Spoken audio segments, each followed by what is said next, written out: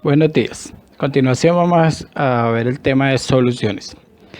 Las sustancias en la naturaleza se pueden encontrar en estado puro, en este caso como los elementos, o se pueden llegar a purificar en elementos, moléculas aisladas que están purificadas y solo tienen un solo componente.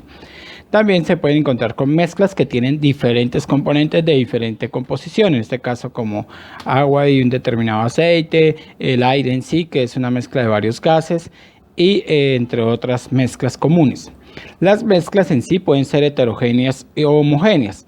Una mezcla heterogénea es la que se puede distinguir sus componentes, y si yo tomo una fracción de la mezcla, no necesariamente la relación de sus componentes es la misma, es decir, no tienen los mismos componentes por una fracción pequeña que yo tome de ella. La solución, en este caso, yo no puedo diferenciar los componentes que la componen, y si yo tomo una porción pequeña de la mezcla, o sea de un estanque de 1000 litros, tomo una gota de agua, la relación en composición de los iones disueltos y el agua se mantiene igual. Es decir que es uniforme en una sola fase. Una solución, en este caso, que es una mezcla homogénea, se puede concebir a partir de un soluto que por lo general está en menor relación con respecto al solvente o disolvente, y este se disuelve en él para generar una solución en este caso. Es decir, que la especie química se ha disuelto, ya sea de carácter iónico, covalente, cualquier que sea el compuesto. Lo importante es que se llega a una sola fase, que es totalmente homogénea y con una composición fija.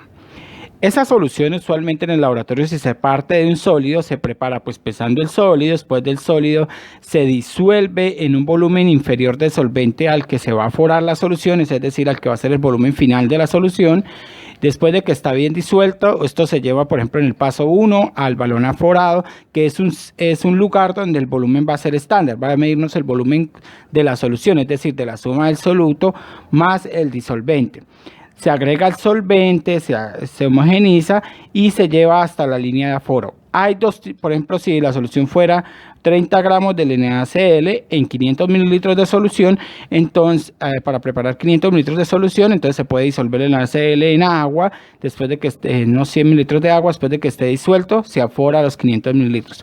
Un aforo puede ser de dos maneras, convexo o cóncavo, dependiendo de la sustancia. Lo importante es que la línea de aforo quede exactamente en la línea de referencia, no por debajo ni por encima. Las soluciones existen en la naturaleza. Hay soluciones líquidas, sólidas y gaseosas. Las soluciones líquidas o acuosas, si provienen del agua, son, por ejemplo, cuando disolvemos el sólido en agua o un gas en agua, como el dióxido de carbono y agua, azúcar en agua, entre otras. Las soluciones sólidas, por lo general, son aleaciones, pero también existen soluciones sólidas de tipo más complejo, como las moscovitas, entre otros, y minerales, ¿sí? Y las soluciones gaseosas, la más conocida es el aire. Una solución puede clasificarse también si es insaturada, saturada o sobresaturada. Una solución es insaturada cuando la solución contiene menos cantidad de soluto de la que el disolvente puede llegar a disolver. Es decir, que tiene menos cantidad que en este caso de cloruro de sodio. Si tiene una solubilidad de 36 gramos litros, tiene alrededor de 30 o 20 o 15 gramos de NaCl por cada 100 gramos de agua, es decir, está en menor cantidad de la que él puede disolver. La saturada es que contiene la misma cantidad de soluto que él puede disolver, es la máxima cantidad de soluto que el disolvente puede disolver. Es decir, habrían 36 gramos a 20 grados del NaCl en 100 gramos de agua, y en ese estado sería una solución saturada. Una solución sobresaturada está por encima de esa cantidad. Entonces, por ejemplo, si en el nitrato de sodio hubieran 89 gramos a 20 grados en 100 gramos de agua, en este caso sobrepasa la solubilidad. Yo puedo hacer transiciones entre ellas. Por ejemplo, la sobresaturada, si agrego más solvente, pudiera llegar a la saturada, y si agrego aún más solvente, llego a una insaturada. Una insaturada, si evaporo el solvente, puedo llegar a la saturada, pero si sigo evaporando solvente, llegaría a la sobresaturada. Es decir, yo puedo hacer transiciones entre ellas. La solubilidad, como ustedes vieron en la tabla, depende de la temperatura. Hay unas sustancias que las afectan más que otras. ¿sí? Es decir, y la mayoría de las sustancias aumentan la solubilidad a medida que se aumenta la temperatura, pero no es un caso general. Por ejemplo, el sulfato de cesio es al contrario, al aumentar la temperatura disminuye la solubilidad. En gases como el dióxido de azufre también sucede este mismo fenómeno.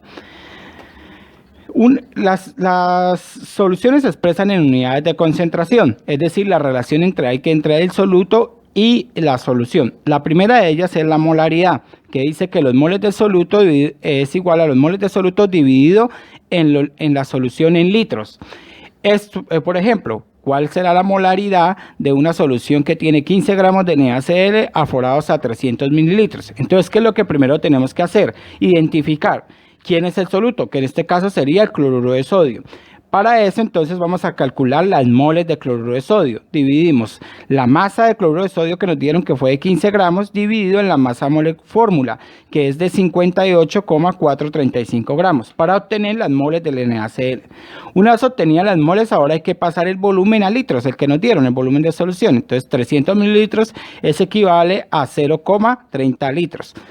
Para allá la molaridad, entonces sería dividir las 0,26 moles de NaCl dividido en los litros de solución, lo que nos da una molaridad de 0,87 molar. Es decir, acá podemos calcular, si tenemos, por ejemplo, el volumen de la solución, también podríamos calcular las moles. Es decir, esta es como un ejemplo de ejercicio de solución. Para el caso de la molaridad se define como las moles del soluto sobre el kilogramo de solvente. ¿Qué quiere decir esto?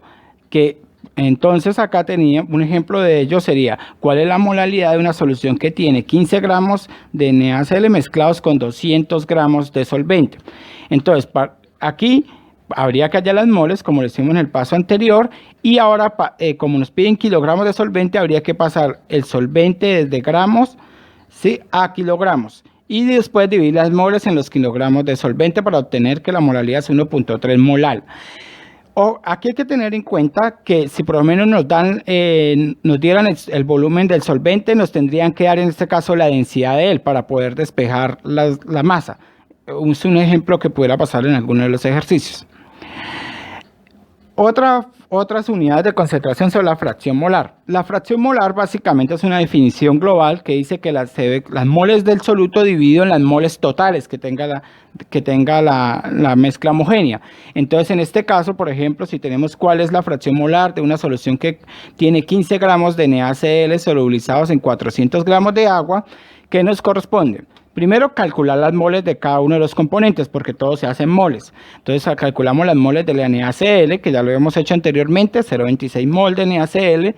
Calculamos las moles del agua, que es dividir los 400 gramos de agua que tenemos en la masa molecular del agua, que es 18 gramos mol. Y en este caso tenemos que es 18 gramos en una mol, es decir, tenemos las 22,22 moles. Para hallar las moles totales, pues tenemos que hallar las moles de los dos componentes que tiene la solución, del NaCl y del agua, que da igual a 22,48. Y la fracción molar entonces sería, para el NaCl sería 0,26 mol de NaCl dividido en 22,48, que eso nos da 0,012. La fracción molar no tiene unidades, porque mol dividido en mol da 1, entonces es decir, es una fracción, es 0,012 fracción de NaCl. El porcentaje peso-peso, en este caso, es otra unidad típicamente usada en soluciones y es gramos de soluto dividido en gramos totales, es decir, básicamente gramos de soluto dividido en gramos de la solución, lo que pesa la solución. Entonces acá tenemos que se identifica esos gramos de soluto sobre gramos totales, por ejemplo, para este ejercicio, que cuál es el porcentaje de una solución que tiene 15 gramos de NaCl solubilizados en 400 gramos de agua.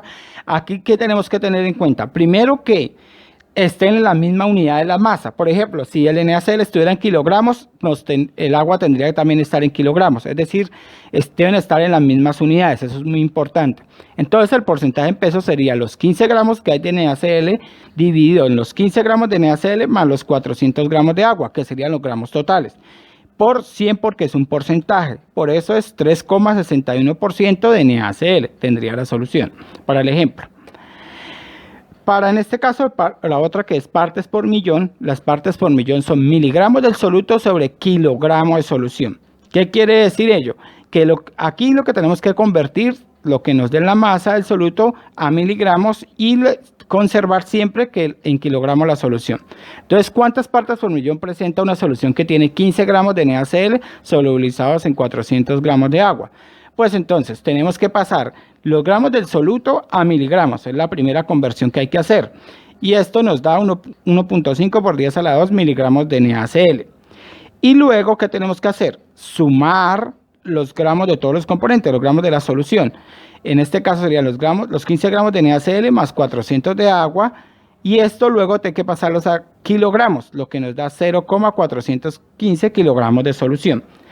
En todas las partes por millón sería 1.2 por 10 a la 2 miligramos de NaCl dividido en 0,415 kilogramos de solución, para un total de 3.614,46 partes por millón de NaCl sería la concentración de esa solución.